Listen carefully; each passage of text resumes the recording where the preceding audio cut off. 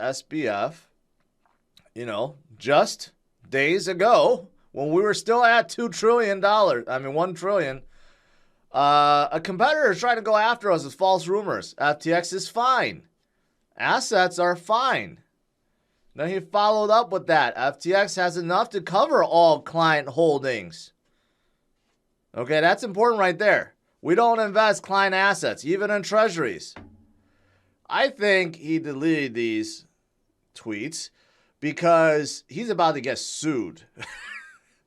He's about to get sued for the $1 billion he has left because he publicly stated right before everything started collapsing that they have enough to cover everything, right? 1-to-1 payout. He said it.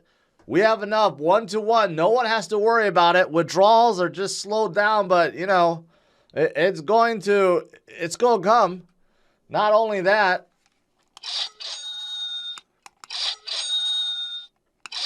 right? Not only that, everything's safe. Well, things aren't so safe. FTT token has tanked even more to like $4 now, I think. Solana is following. Solana is going to take a beating, and you guys just have to get ready for it. And I'm going to explain why, because Solana is going to dump even harder in the next day or so.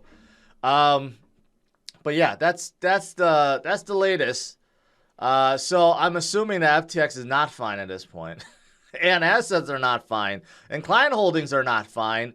So, you know, just a week ago, a lot of people thought SBF and FTX was a savior of Voyager, right? Voyager is obviously not good, but people thought, hey, we're being saved from FTX. Now, they need to be saved by Binance. Will Binance even go through with it? Because Binance is doing fact-checking or due diligence right now. And if it turns out they've been lying all along and their balance sheet is horrible, Binance is not going to come to the rescue. And everything's just going to collapse. And that's horrible. That's the last thing we need right now in November and in 2022. Now, of course, people are digging who is actually exposed by this FTX collapse. Well, Galaxy Digital, which is also a big name in the space, they revealed they have $77 million. Okay? Unfortunately, they were trying to withdraw. They were trying to withdraw $47.5 million, and it was in that halted withdrawal, right? Until it was stopped. There's no withdrawals coming out. So Galaxy Digital will be hurt by $77 million.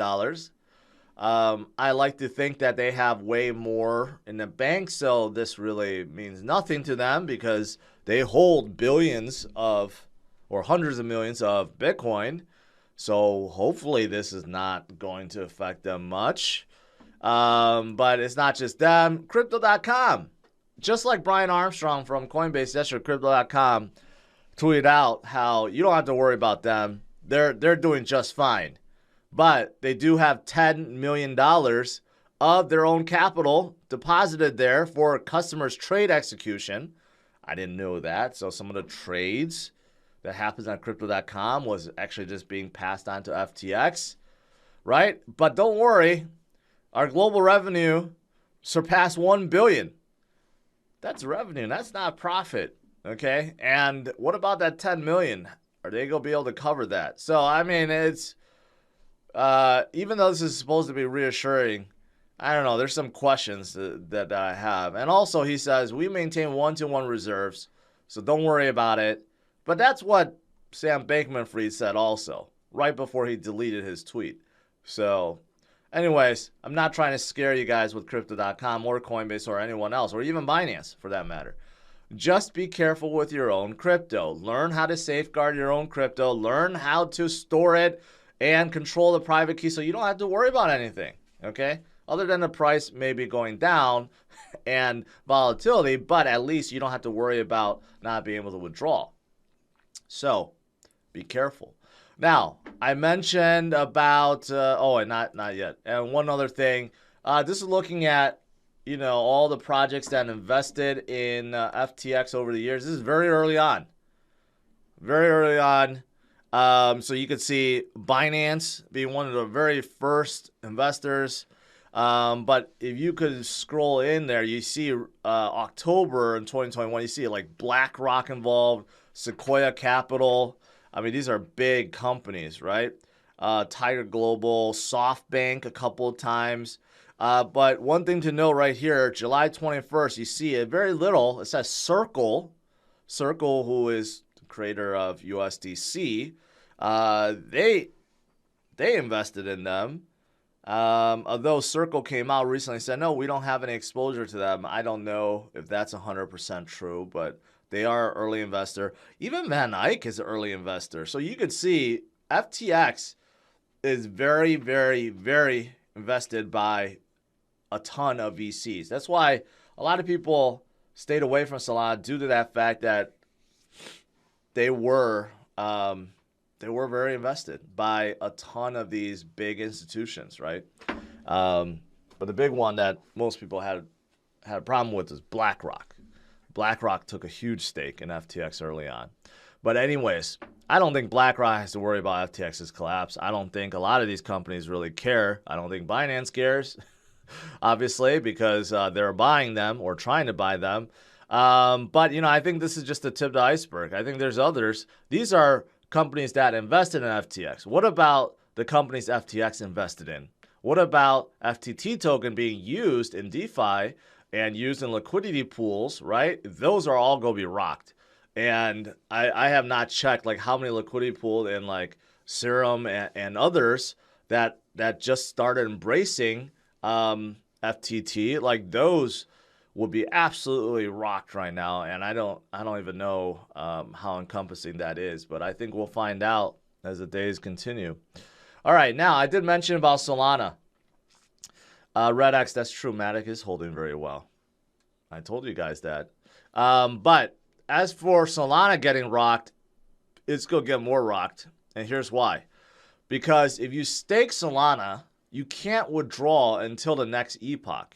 Okay, and that next epoch, guess what? Is coming in about a day.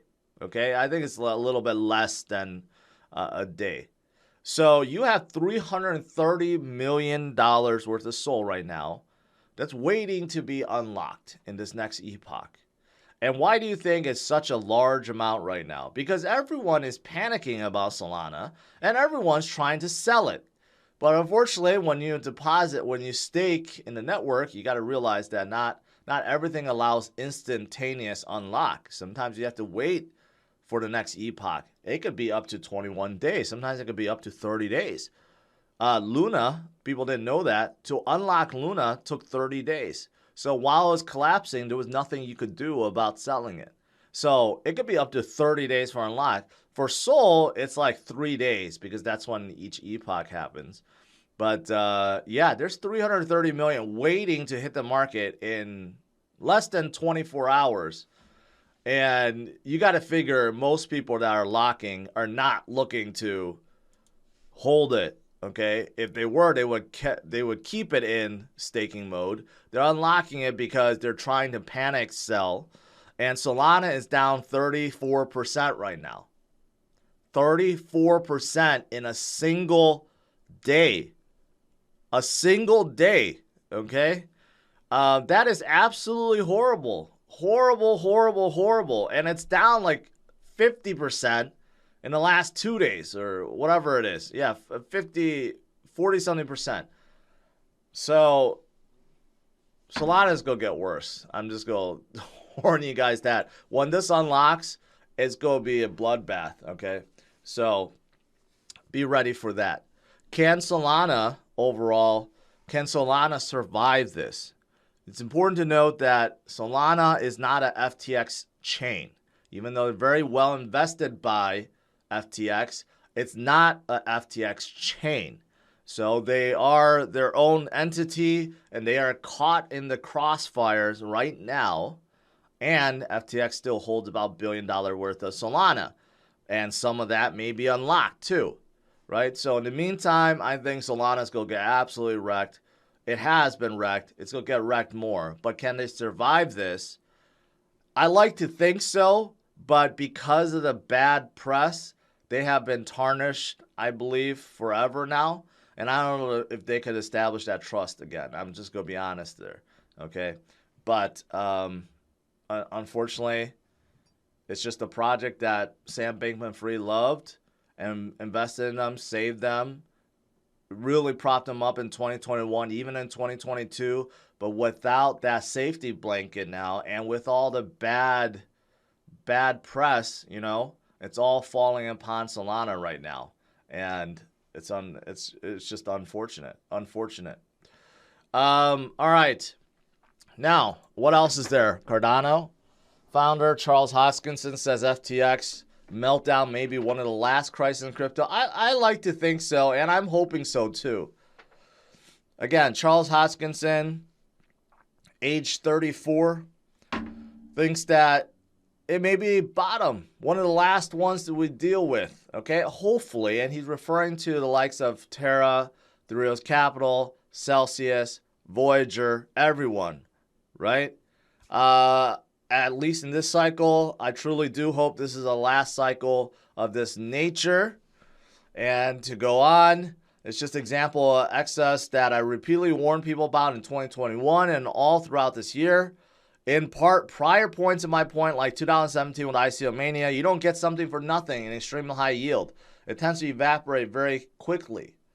So I'm glad to see that Cardano, or at least Charles, not kicking Solana while it's down. All the Solana guys over the years, including the founders, try to point fingers at Cardano and say, "Hey, look at you guys. You don't ever do anything, right? You guys are just vaporware, trying to poke fun." But look at what's happening right now in reverse. This is what Charles is worried about, right? Even though Cardano may be slow, he's more worried about huge collapses like this. Again, though, to be fair, it's not really Solana's fault that FTX is collapsing. So, so it's kind of unfair to make that analogy, but it is what it is, and Cardano is still holding better than Solana right now.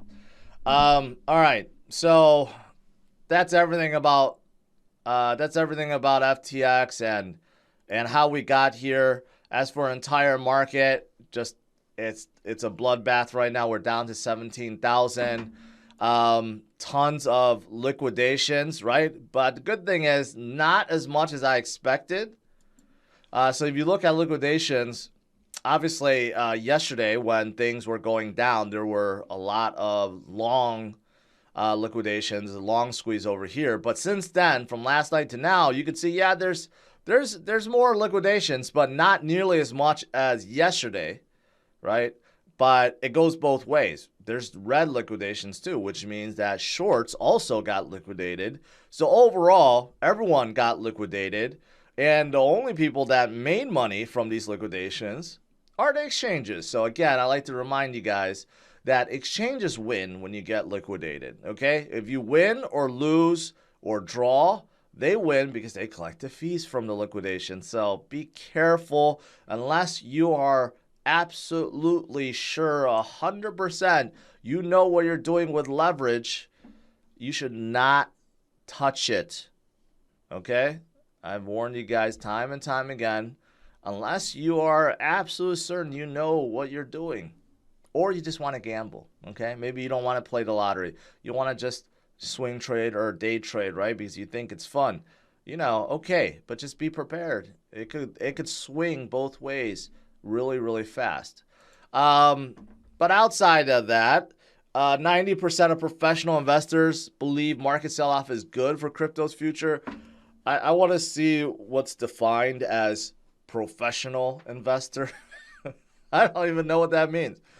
I guess people that's been in the space for a while, right? So is this good for crypto's future? Yeah, you could argue. You could argue weeding out the bad is good. Why wouldn't you not want to weed out the bad, right? But when you do that, short-term pain is definitely going to rock some boats. It always happens, right? You have collapses, short-term volatility is horrible, but then long-term, things get better, right? Because what you're left with are the good actors. But short term absolutely sucks, and that is what we're facing right now. As for Bitcoin, though, Bitcoin is still Bitcoin. If you have lost faith in these exchanges, in these altcoin projects, in these leaders, right, that are giving you false hope, well, don't lose hope in Bitcoin. So there's still a lot of goodness. So here's one that's talking about the Wyckoff method, Wyckoff pattern, right? What the whales do to accumulate. It's looking very, very similar. You know, I would put some grain of salt on this chart, but I mean, it's looking almost identical, right? So this could be a giant game right now played by the whales to accumulate more, because I have shown you guys the whales are stocking up by the billions right now, by the billions. All right. Here's another one comparing us to 2018 in terms of the down days. Interesting enough, identical now in terms of how long we've been down. Interesting. So it's history repeating. And here's one comparing us to 2015 when we had a double bottom. So many people for this cycle have called, hey, we have to get a double bottom before we go up. I never really bought that. I don't think we must have one before we go up. But for people that's been waiting, hey, our double bottom came, right? So there you go. But of course, I mentioned in terms of whales with 10,000 Bitcoins, addresses going up. Yesterday I showed 1 Bitcoin addresses going up, even 0.1 Bitcoin still going up, right? More and more people are starting to understand all of the problems we've been having with inflation, with overprinting, right? With distrust in governments and banks, leading people into the space, into Bitcoin. Unfortunately, though, we have this FTX thing, but we were building real momentum in the last few weeks, and now we got upset, but we will get through it. Bitcoin survives all these nonsense and volatility. It always does. This is why I say don't give up on Bitcoin.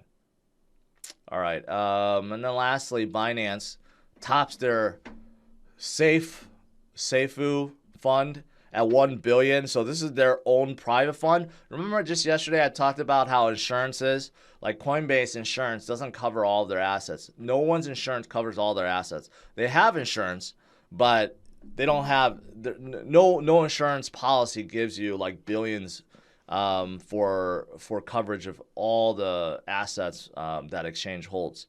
So CZ a long time ago decided to start their own fund where they put in their own money, right? Kind of like their own personal insurance, and they topped it off at $1 billion.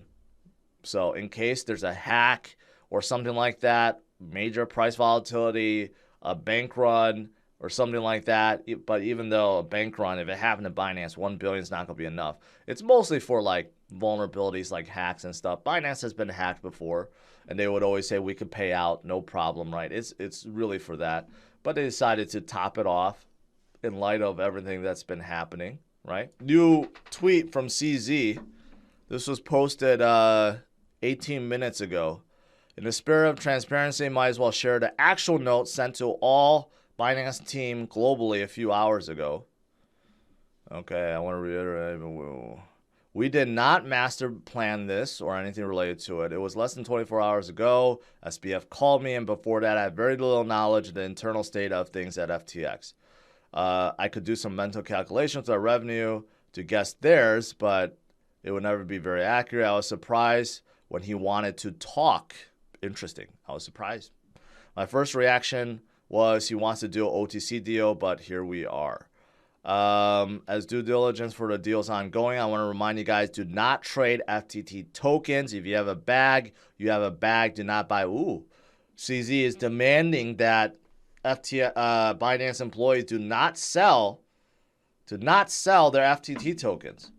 As soon as I finished the call with SBF yesterday, I asked our team to stop selling as an organization. Yes, we have a bag, but that's okay. More importantly, we need to hold ourselves to a higher standard. Okay, so even though he said he was going to sell that $600 million, which is now probably like worth $200 million of FTT, they're not selling that anymore. 3, Do not comment on a deal publicly or internally. If you are not directly involved, don't ask. Okay, 4 FTX is going down is not good for anyone in the industry. Yes. Do not view it as a win for us. User confidence severely shaken. That is 100% true. Regulators will scrutinize exchanges even more. That's 100% true. Licenses around the globe will be hard to get. That's 100% true. Those are unfortunate circumstances, but those are all true. Regulators are going to come down hard on exchanges now. And people think we are the biggest and attack us more. That's 100% true. And that's okay.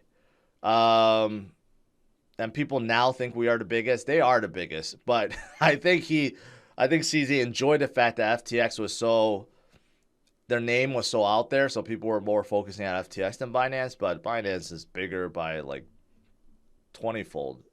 Okay, we're used to being open and leaning into headwinds. In fact, we embrace scrutiny. We must significantly increase our transparency, proof of reserves, insurance funds, etc. A lot more to come in this area. We have a lot of tough work ahead of us, not to mention prices swing wildly. 5, speaking of prices, I've said many times over the years, ignore the prices. Let's keep our heads down, focus on building products people use. It has always worked over the years, and today is obvious no exception. Lastly, I want to say really proud of each one of you. Okay, blah, blah, blah. Okay. So, CZ is telling his employees, don't be boastful, be humble, don't sell your FTT, and don't talk about this unless you are involved. That's basically what he's saying. Also, he's warning everyone to be on their toes because regulators will be knocking on Binance's doors and licenses will be harder to obtain, right? And this is around the world. And the U.S. too. I bet U.S. regulators are going to be hammering Coinbase and Gemini and Kraken and Binance.us after this too. So that's the latest. That's the latest from CZ.